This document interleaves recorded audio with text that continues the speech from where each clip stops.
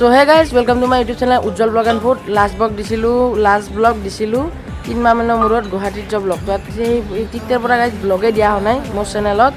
আৰু গাইজ আজি মানে এইটো ব্লগ কিয় দিবা হৈছোঁ মানে হ'ল আমাৰ আজি গাইজ থমনাথ ৰাস মানে আজিৰ পৰা নহয় আজি 4 দিন গেল কিন্তু ৰাস হয়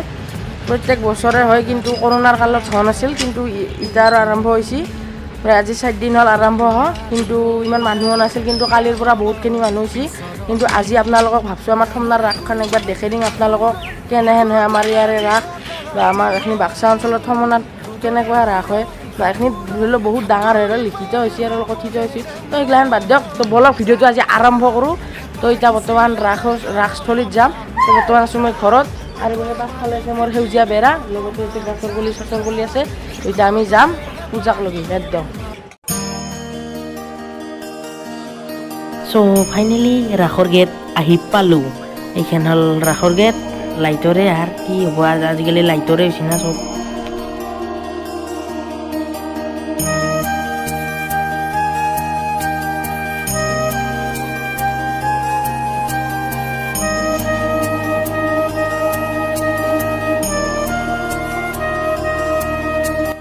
তো এয়া হৈছে আমাৰ শিৱ শংকৰ শম্ভু মানে গাইজ মহাদেৱ তো বাবাক দেখাৰ লাগিলে বহুত ভাল লাগিছে মনটো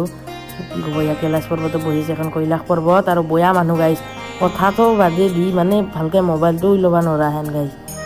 আৰু এয়া হৈছে আমাৰ 10 অৱতাৰ মানে তো এইখিনি আপোনালোকে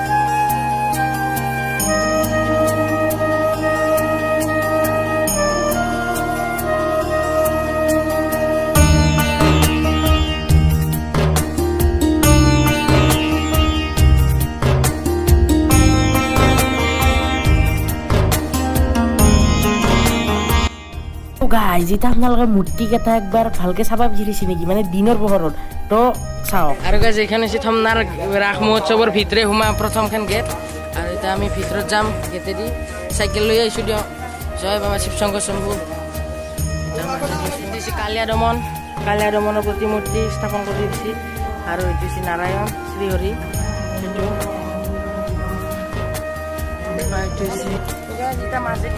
হৈছে গাইজ 10 অৱতাৰত মানে শ্ৰীকৃষ্ণ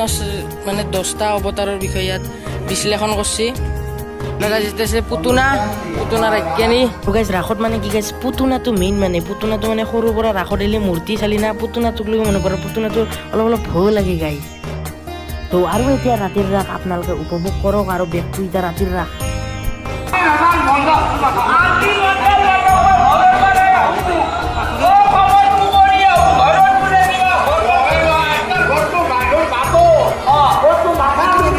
লাইনত মানে গোটেই মাহ চব হোটেল গাইজ চব হোটেল মাহ চব মানে চবখিনি হোটেলে আৰু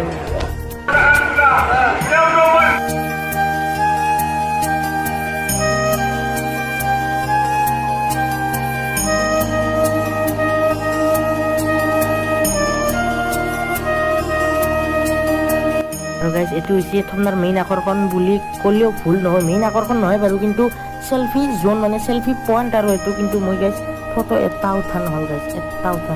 চব বেলেগে উঠোতে গৈছে গাইজ খালৰ পাৰ বুলি ক'লেও ভুল নহয় মানে খালৰ মানে চাৰিওফালে মানে এটা মানে ৰাস্তা মানে এই ৰাস্তাটো মানে এনেহেনকৈ মানে নদীটোৰ কান্দাক লৈ যাব পাৰে আৰু মীনা বজাৰ নদীটোৰ সিপাৰে মীনা বজাৰ আৰু চাৰৰ কাষেদি আহি মানে এইখিনি একপাক ঘূৰিব পাৰি আৰু এনে চিষ্টেমটো হেন গাইজ আৰু এইখিনি চাই লওক গাইজ এটা গান লগাই দিছোঁ দিয়ক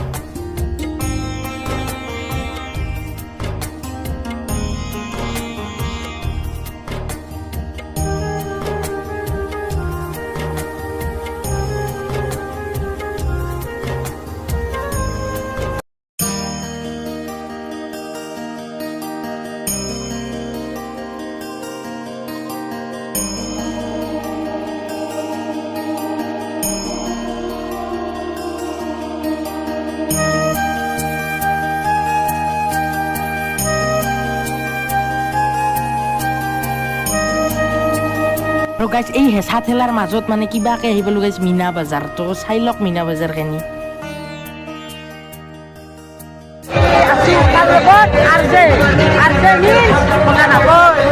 শুনা পাই নাপায় বেক সাইডেৰ আছো গাইজ এতিয়া আমি চাৰ্কাছৰ বেক চাইডত এতে চলি আছে যাদু যাদু আৰু এইটো চাৰ্কাছ চাৰ্কাছ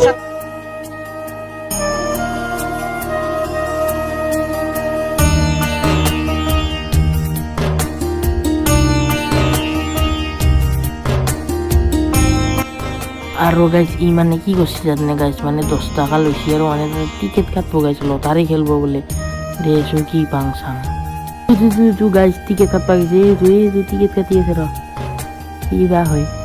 টিকেটটো মানে গাইজ অসমীয়া গান মাহাল গৈছে না মানে যাদু যাদু চব কপিৰাটহে আহিব মানে গাইজ কিবাকে মানে আহিব আৰু কপিৰাট জানছো আৰু গাইজ ই মানে চকলেটটো ঘূৰি দিলাক গাইজ এই যে চকলেটটো ঘূৰি দিলাক এতিয়া যোনটিত ৰখে মানে যদি সেটি নাম্বাৰ মানে আছে জানে গাইজ সেটি নাম্বাৰ থাকলে মানে প্ৰাইজটো পাব কিন্তু গাইজ মই ভাবছিলোঁ বহুতবাৰ ঘূৰে নেকি যেইটা টিকেট আছে নহয় গাইজ গাইজ 20টামান মানে 30টামান টিকেট দিয়ে গাইজ 30টামান মানুহক কৈছে একবাৰে ঘূৰাই দিয়ে তাৰপিছত গাইজ কিমান লখৰ পৰা ৰখ দেই আমাৰ এইবাৰ কিমান লাখ টিকেটটো নাম্বাৰ গাইজ 15ত ৰখিলোঁ এতিয়া 15 কাৰ আছে তো গাইজ মানে ফাইনেলি টিকেটটো আমি নাপালোঁ বাৰু প্ৰাইজটো কিন্তু মানে গাইজ এটা আপি পালাক গাইজ প্ৰাইজটো মোৰ ভাগ্য গাইজ ভাগ্য মাধ্যমে আহিছে জীবন মরণের খেল আহক রাজ আহক মাত্র 50 টাকা মাত্র 50 টাকা 50 টাকার বিনিময়ে আপনাদের সমাপনী বা জীবন মরণের খেল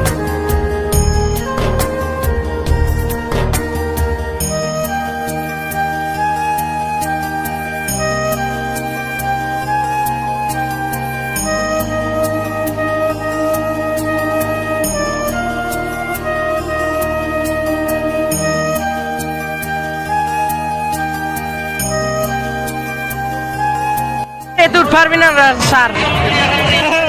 তুমি তো লাগলে এখানে বুকিং করবা লাগবো পিছদিনা ঘরে নেই আর উঠলি গোটেই ইয়াকে চাব প্রাইজ গোটেই ইয়াকে চাব পিছদিনা ঘরে নেই আর তাতে ভাস্কৰতে গান গাই আছে আৰু গাইজ যদি ভিডিঅ'টো ভাল লাগছে গোটেইখিনি কৰি দিব লগতে দিনৰ ব্লগ এটাও আনি আছোঁ গাইজ জল্দি আহি আছে ব্লগ